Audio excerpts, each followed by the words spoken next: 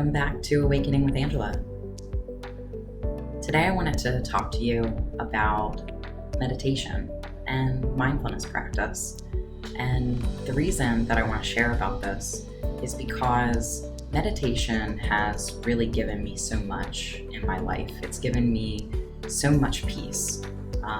It's made so many things easier for me.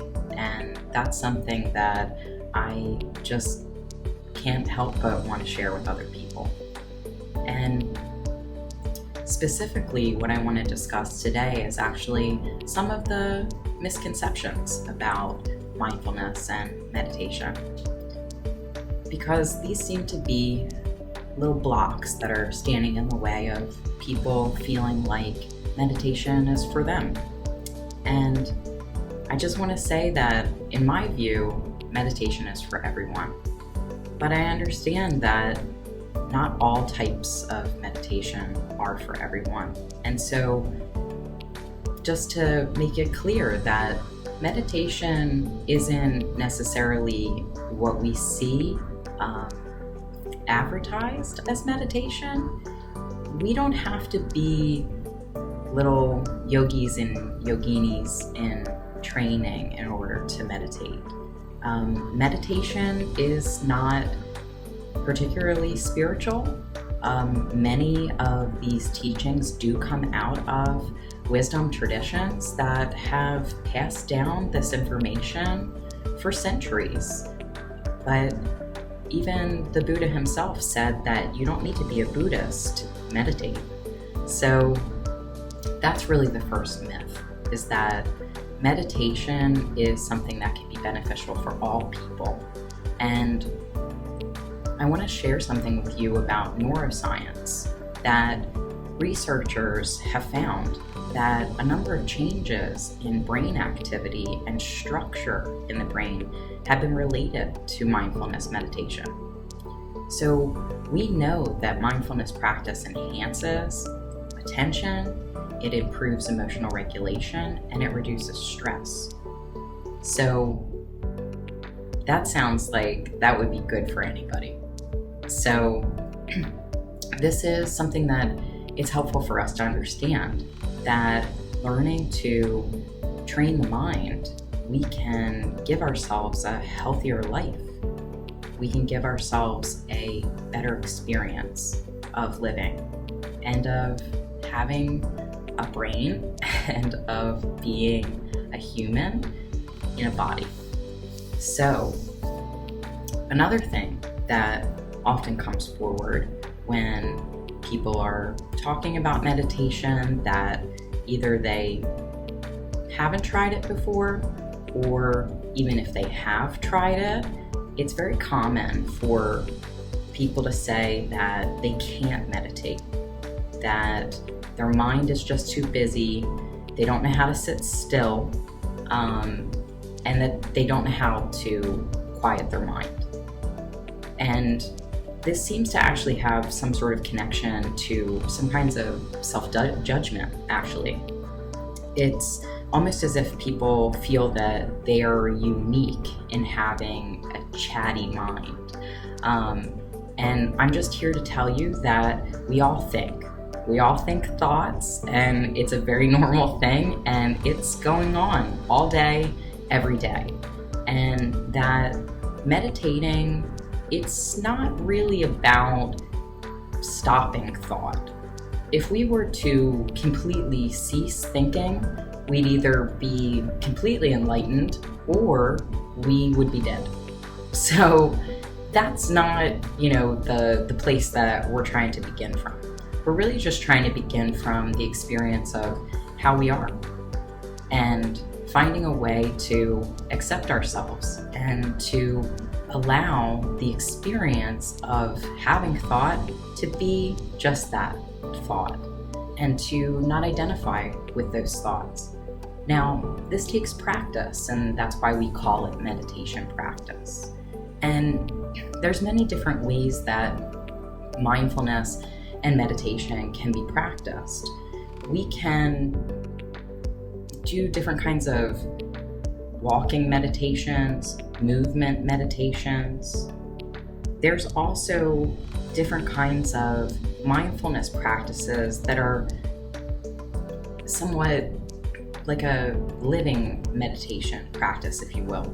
So an example of this is that I find it helpful that when I go to wash my hands, perhaps after going to the restroom, I sometimes imagine that as I'm washing my hands and then running the water over them, that I'm washing away thoughts and stress.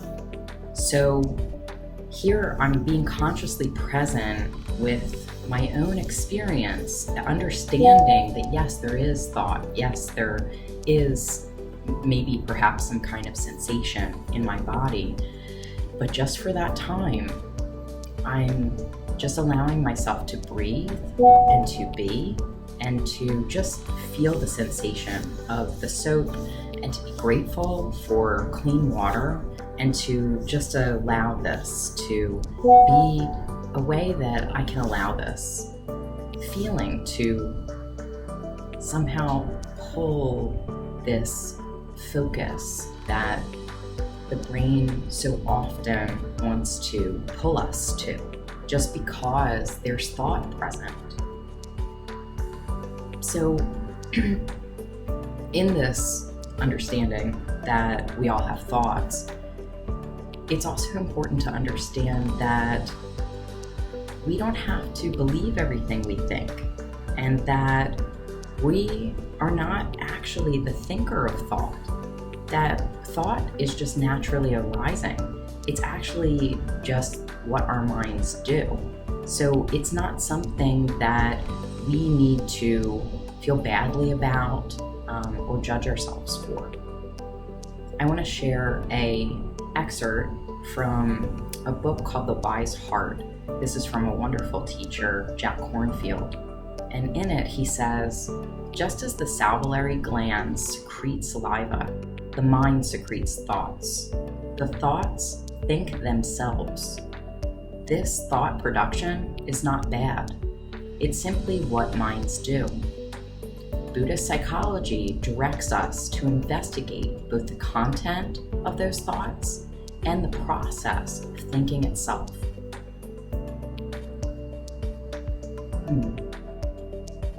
So these salivary glands in our mouth, just secreting saliva, just as they are right now as I'm talking to you, and just as I'm sure you've experienced when perhaps you smell food cooking and then all of a sudden your mouth waters and there might even be a thought that arises like, and that, it's just happening.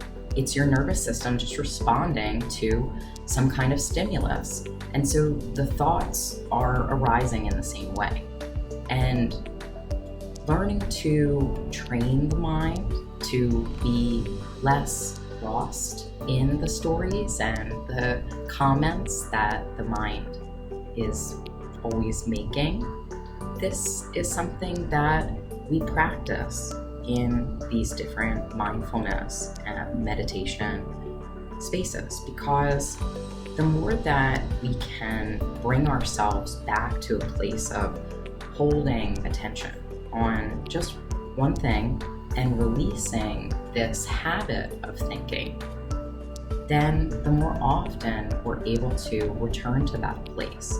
And we can, in a way, actually help the brain to feel that it's come to a place of homeostasis with the body.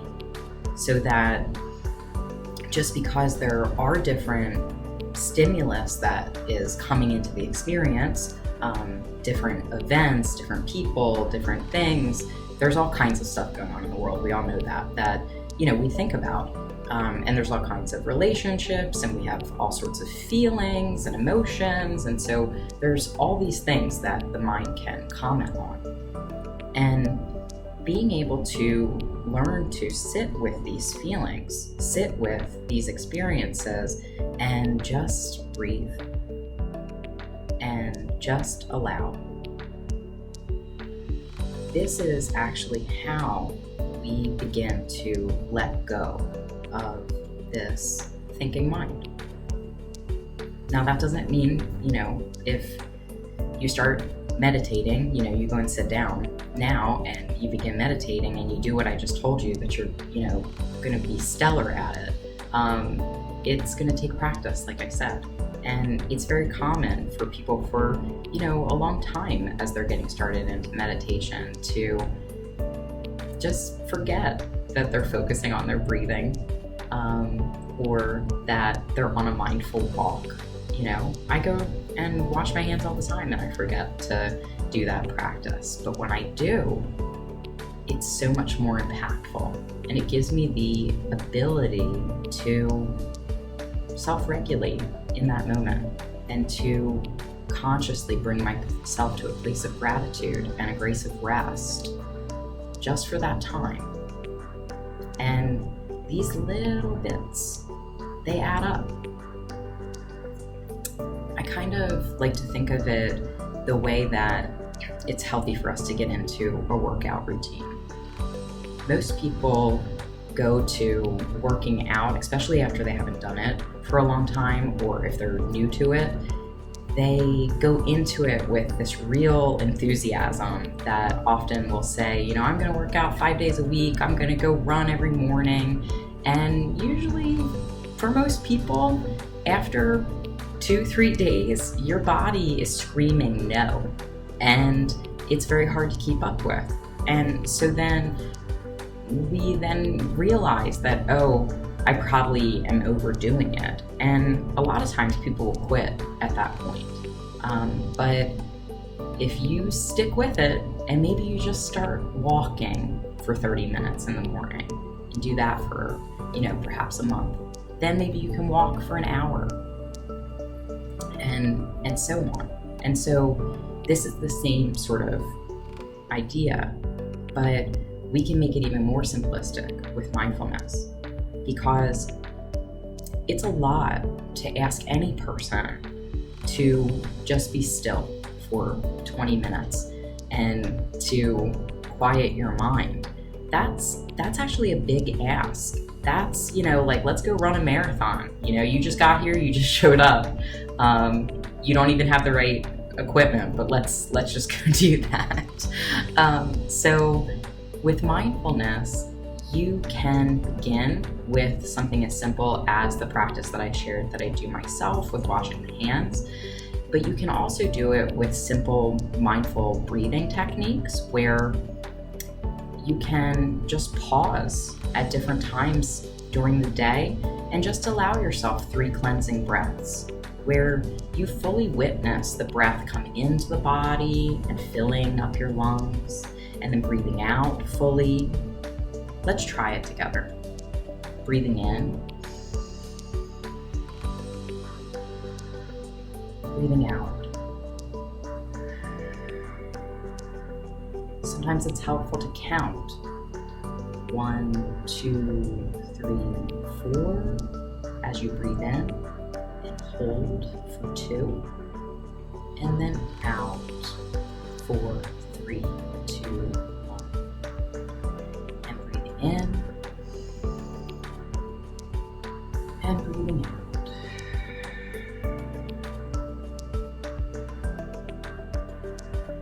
And even there, I know I feel calmer. I hope you feel calmer. It's relaxing to the body. Our bodies live on oxygen. Our brains eat oxygen. So any opportunity that we have to breathe, we're nourishing our mind. And any opportunity that we have to just focus our attention like that on one thing and to let go of everything else in life, that's like us going to the gym and doing 3 reps. And that can be a building block that you can utilize in your life, that I guarantee you, if you do that, you start doing that on a regular basis, you will find more present awareness, you will find more calm. And then if you want to take it a step further and just take a full minute every morning to breathe and just witness and just allow and see what happens. And then perhaps you can advance to 5 minutes, or who knows what. But either way, this is just to demystify the misconception that I don't have any time to meditate. Because if you are breathing, you can meditate. So there's all kinds of fun things that I would love to teach you about mindfulness and meditation.